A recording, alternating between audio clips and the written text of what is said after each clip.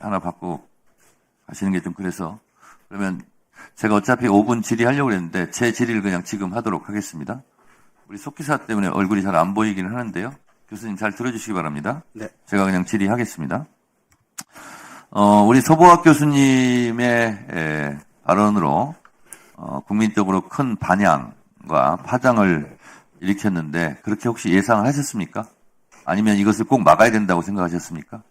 예, 저는 제가 제기한 문제 상황에 대해서 그 많은 국민들과 민주당이 좀 심각하게 문제 심각성을 인지를 하고 대처를 했으면 하는 바람에서 그 말씀을 드린 것입니다. 고맙습니다. 헌법 제67조 대통령은 국민의 보통평등 직접 비밀 선거에 의하여 선출된다. 이게 이제 국민의 참정권이지 않습니까? 네. 이 국민의 참정권, 헌법상 보장된 국민의 권리를 이렇게 절차를 지키지 않고 위법하게 대법원에서 이렇게 하는 부분에 대해서 법학자로서 많이 분노하셨습니까? 예, 저는 뭐 도저히 있을 수 없는 그 행태를 대법원이 보였다고 저는 생각을 합니다. 네. 그 이후에 현직 판사들도 코트넷에 게시글을 쓰면서 엄청난 반발을 했습니다. 특히 서울중앙지법 김주옥 판사 같은 경우는 대법원이 반 이재명 정치투쟁의 선봉장이 되었다. 이렇게까지 하면서 통렬하게 그 절차를 무시한 것을 비판했거든요. 교수님께서 생각하실 때 어떤 절차를 어떻게 위반했다고 보십니까? 대법원의 상고가 되면 통상의 절차가 있지 않습니까? 네. 제가 알기로는 그 소부에서 먼저 심리를 하고 의견이 일치되지 않는다라든가 또는 전원 합의체 판결을 바꿀 필요가 있을 때는 이제 전합에 회부하는 것으로 저는 알고 있거든요. 근데 지금 그 이재명 대표 관련된 그 허위사실 공표에 대한 문제는 20년에 대법원이 전원합의체 판결을 통해서 상당히 그 진취적인 자세한 판결을 내린 바가 있고 또 정읍시장 그 사건입니까? 그게 작년에 그 판결을 확인하는 또 판결이 나온 바도 있습니다. 네, 교수님. 예.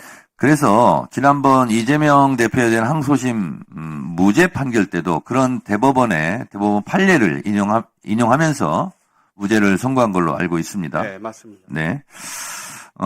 조희대 대법원장 스스로 633 원칙을 계속 얘기하지 않았습니까? 네. 근데 오히려 김명수 대법원장 시절 이후보다 조희대 대법원장 체제에서 633 원칙이 오히려 더 안 지켜졌다.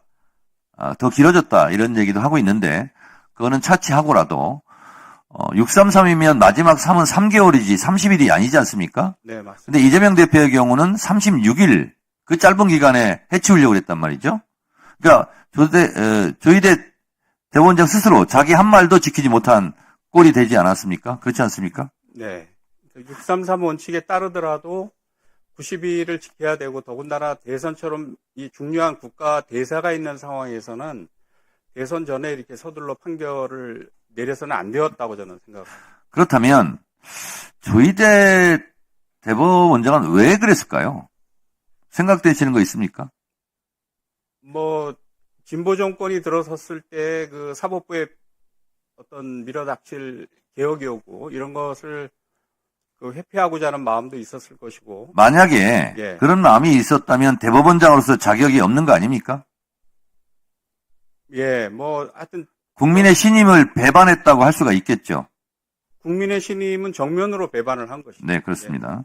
12.3 내란으로 윤석열 대통령, 심지어 대통령까지 지금 파면된 상태 아닙니까? 네. 그런데 5월 1일 이 사법 쿠데타를 저는 범란이다라고 얘기해도 될 것 같은데 어떻게 생각하세요? 뭐 동의합니다. 네. 그렇다면 윤석열 대통령은 내란을 일으켜서 파면이 되었는데 조희대 대법원장은 본인의 거취를 어떻게 해야 된다고 생각합니까? 예, 뭐 국민들의 분노도 크고 또 내부 사법부 구성원들도 상당히 비판 의식을 좀 갖고 있는 것으로 생각을 하거든요. 그래서 대법원장이 스스로 대법원의 어떤 권위와 신뢰를 실추시킨 것에 대해서 책임을 지고 저는 뭐 사퇴하시는 것이 맞지 않나 이런 생각을 합니다. 일각에서는 국회에서 조희대 대법원장을 탄핵해야 된다 이런 목소리도 있는 거 아시죠? 네. 어떻게 생각하십니까? 뭐 저는 그 예전부터 그 주장을 할 때 여차하면 대법원장도 탄핵을 해야 된다라고 제가 말씀을 드린 바가 있습니다.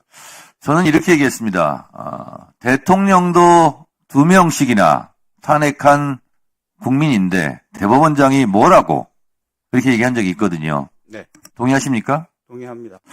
네, 오늘 나오셨는데 하고 싶은 말씀 있으면 짧게 한 말씀 하시고 마무리하겠습니다. 네, 이번 기회에 저는 대법원 개혁의 동력, 사법부 개혁의 동력을 저는 스스로 제공을 했다라고 생각을 합니다.